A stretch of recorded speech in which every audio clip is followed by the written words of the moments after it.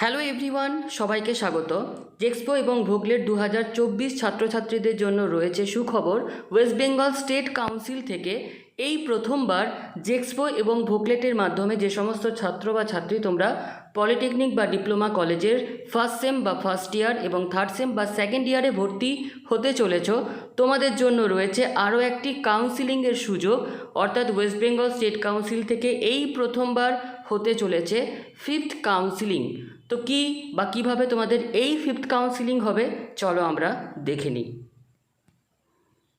Fifth কাউন্সিলিংয়ের এই নতুন আপডেটটি প্রত্যেকটা ছাত্র বা ছাত্রী যারা এইবার তোমরা জেক্সপো এবং ভোগলেটের কাউন্সিলিংয়ে পার্টিসিপেট করেছিলে, তোমাদের কাছে মেসেজের মাধ্যমে স্টেট কাউন্সিলের তরফ থেকে এই নোটিশ গেছে, যেখানে মেসেজে বলা হচ্ছে যে merit listed candidates are requested to fill up choices for fifth phase of admission as per vacant seats given in the website from 8th August to 11th August 2024 from WBSCT VESD।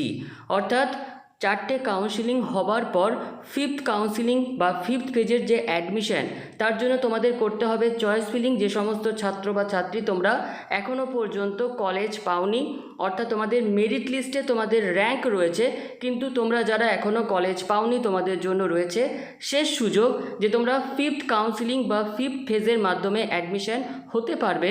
তো কোন কলেজে কোন ট্রেডের কতগুলি seat vacant আছে সেটা West Bengal state কাউন্সিলের যে second website রয়েছে sctedved.wb.gov.in, সেখানে প্রকাশিত হয়ে যাবে যে কোন কলেজে কোন ট্রেডে কতগুলো সিট ভ্যাকেন্ট রয়েছে, এবং কলেজ ট্রেড দেখে সেইভাবে তোমরা চয়েস ফিলিং করবে ফিফথ কাউন্সিলিং বা ফিফথ ফেজের জন্য।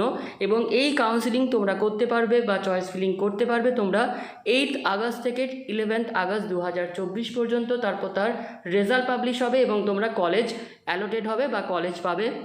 তো প্রত্যেককে এটাই বলবো যে সমস্ত ছাত্র বা ছাত্রী তোমরা এখনও পর্যন্ত কলেজ পাওনি, তো তোমরা চয়েস ফিলিংয়ে কিন্তু মিনিমাম 15টা করে রাখবে, চেষ্টা করার যে কলেজ এবং তার সাথে ট্রেড রাখার। যত বেশি তোমরা এখানে কলেজ ট্রেডকে চয়েস ফিলিংয়ে রাখবে তত বেশি করে কিন্তু তোমার সুযোগ থাকবে তোমার নামে কলেজে অ্যালোটেড হওয়ার।